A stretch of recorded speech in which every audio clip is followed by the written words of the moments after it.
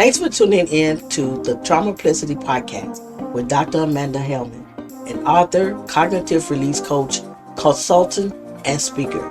Dr. Amanda Helman has guests on the podcast who have overcome different areas of trauma and provided hope for the audience. Thank you for tuning in to this podcast.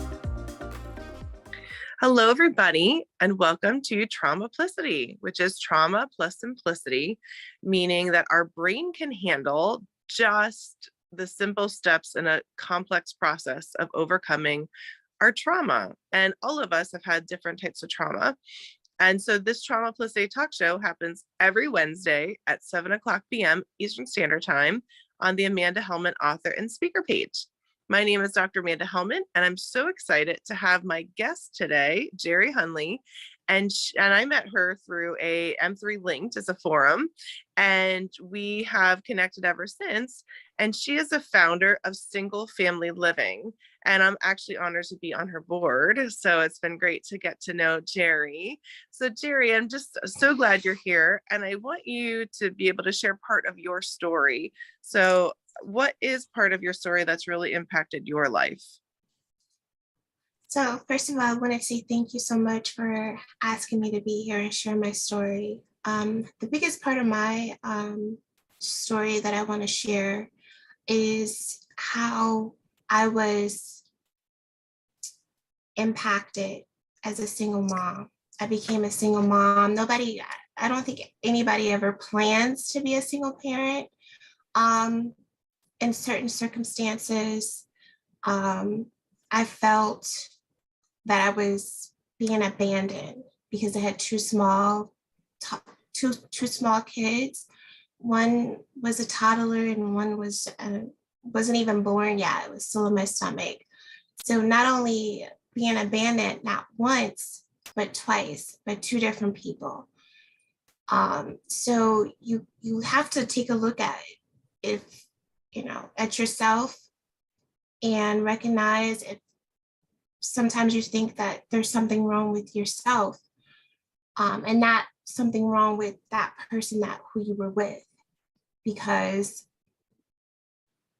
it could be within myself that I looked at my choices and relationships with the type of people that I gravitated to, or it was just something broken within me. So I felt that abandonment with not having a stable relationship had really, knocked down my confidence. And it made me have anxiety. I had suffered from anxiety for years because of, being abandoned. Especially when you're pregnant and you're abandoned, not once, but twice. That does something to your psyche where you're like, okay, you're on a survival mode all the time. It's like, okay, so you have to prepare. So now what? So everything within your life, you have to have backup plans for backup plans. And it's tough to depend on people, depend on other people, to trust people. And with abandonment in a situation like that, you feel insecure. You definitely don't want to put yourself out there to open up to others and to let other people know how you feel within that moment, because they could probably use that information against you. And it has a lot to do with, being involved with other people and recognizing who is truly genuine. So I feel like abandonment is the huge part of, especially within a single parent life. Yeah. And thank you for sharing. And you know, your story and how you had these different situations where there was abandonment, and then also the feelings that came with it, and how this other people, perhaps even in the audience, may relate to that feeling of abandonment, or that you didn't expect to be a single parent, you know, raising children, and didn't expect those situations. So dealing with all those different emotions that come with it, and also thinking, like you said, like just taking the reflection back for you as well as the situation. And that can be really challenging. And like you said, having different double plans and backups and having to navigate. So over time, I'm sure there's been quite a journey for you, and which goes to why perhaps you even have what you're doing now, which is because you can relate to other single families, you know, single parents that are in families. And so what were 3 to 5 simple steps that you did in your own like healing process to address abandonment? Or what have you done that has helped you that might help other people? Now, keep in mind, Amanda, that just because I help a lot of people doesn't mean that I still suffer from that on a day-to-day basis. So I am still a single parent, and I work on myself every day. So the first thing that I did was to realize and recognize that I need help. If you recognize that within yourself and write down some of the things that you need to work on within yourself, then I think that's the huge start. If you walk around thinking that you're fine and you're good, and it's not, it's all that other person's fault, then I think you're heading down to a place where you're not going to be on the road for healing within yourself. So I think the first thing I would say, recognize that you need help for yourself.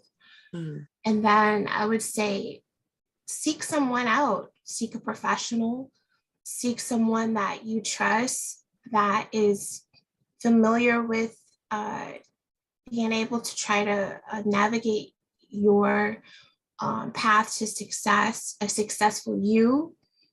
I think that's so important. And then I would also say, meditate each day. I'm telling you, I was not an advocate for meditation. I didn't even know how to meditate, but it took me a long time. I didn't give up though. It took me a long time to just sit down in a quiet space. It could be a small space, not where there's a whole bunch of people or any kids around, but somewhere that is, you feel comfortable in a safe space, that is quiet, and that you can meditate on a deeper level. And then I would say also, what's so important is that you maintain positive affirmations. I'm telling you, that is like having positive affirmations every day. Sometimes I listen to positive CDs. I go to the library, get CDs, or go on YouTube, listen to positive affirmations, sometimes 3 times a day, because it depends on the situation on that day. But definitely listening to positive affirmations on a day-to-day basis. You need that. You need to replenish yourself and replenish your thoughts and your soul to be in a good space. And then also, last but not least, this is so important, I surround myself around positive people. Positive people that is going to provide me with filling my soul with positive affirmations. Not only I'm listening to positive affirmations on a day-to-day basis, but I'm surrounding myself with positive people that is going to help me and build me up, not bring me down, not put their thumb on me and tell me that I'm not good enough, or you're dumb, you're stupid, or anything like that. I surround myself. That is so important that you surround yourself around good, positive people. I have great family support and I have great friends. I had to make sure that I surround myself with people that love me for me. Those are really strong and powerful tips. So I know you had said about seeking help, asking for help, Jeri, and being able to admit that that you may need to go deeper, like even within yourself, and also writing things down that I think are really important, journaling or something, getting out what it is that we need to say, or recording it. Some people are not always writers, but doing something to get out the processing, as you mentioned. And I also think some form of meditation, there's many different types of ways to do that. But like you said, staying, peaceful and having that time for yourself, and also the positive affirmations, and not just hearing them, maybe perhaps if you're reading them or hearing some type of recording, but also surrounding yourself with people that are positive and having people that are supportive is really important, especially when we may have not have had that. And if we're hearing, depending on, again, some of the audience, if you've grown up with people who weren't as supportive, they didn't know how, or there's been generational patterns, that can be impactful. But when you actually start to hang around people who are positive, again, you're going to have people that give you healthy feedback, but you want to have people who are a good balance, like they're very supportive. So I think those are great tips for those of you who are struggling with abandonment. And abandonment's a very deep root. It's really deep, and it can go deeper from like the circumstances. But when we're dealing with that, it is important to know that we have support systems in life. So I'm glad that you were able to share that, Jeri. And yeah, for one that, more thing, I don't mean to cut you off, but oh, go ahead. It's another thing as well as a single parent, that if you recognize within yourself that you have abandonment issues, then it's not going to go from generation to generation to generation. Because believe it or not, your kids can feel the source of that abandonment, that energy of abandonment. Mm-hmm. And you have to recognize that they've been abandoned too. Mm-hmm. So I would say definitely, if you are having those issues and problems, I would say do the same thing for your kids. Mm-hmm. Give them some help, talk to them, reassure them that they're loved, that you understand, that they also surround themselves with people, their friend circles, that they surround themselves with positive people and positive affirmations as well. It's so important. It's so important to make sure that we break that generational chain.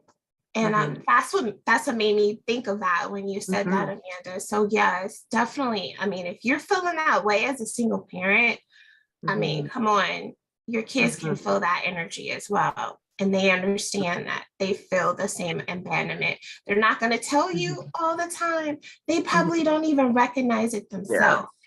But you have to be able to pick up on that as a parent. Yeah, and that's an important point, is also for the children. So you're going through this, and then again, depending on resources, but getting help for the children, and they don't have the language yet, perhaps, to even know why they might be feeling a certain way, when it has to do with not having that abandonment and being able to break those chains in different ways. Yes, because that's an important point. So I'm glad that you brought that up about the children as well. Thank you for that. So in the audience, if you have any questions for Jeri or myself, you can certainly write that in the chat later. We're pre-recording this, so you'll see this tonight. But if you do have questions for Jeri, we'll be able to see that, and I can get those answers for you.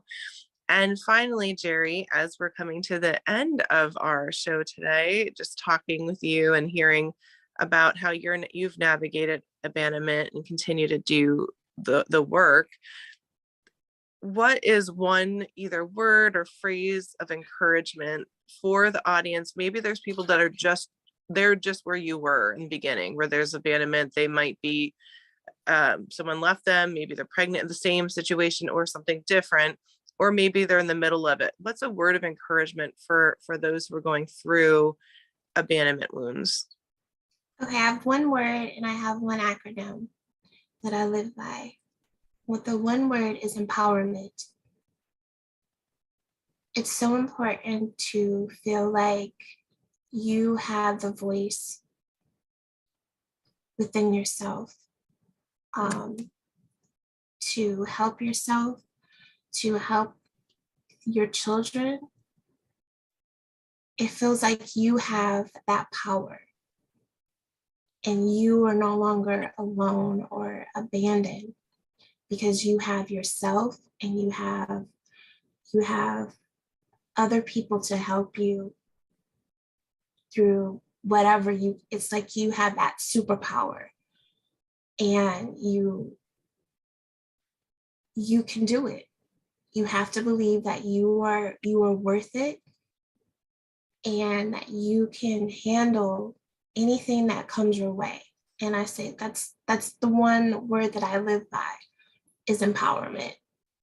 Mm-hmm. And the acronym that I live by is You Are Gold.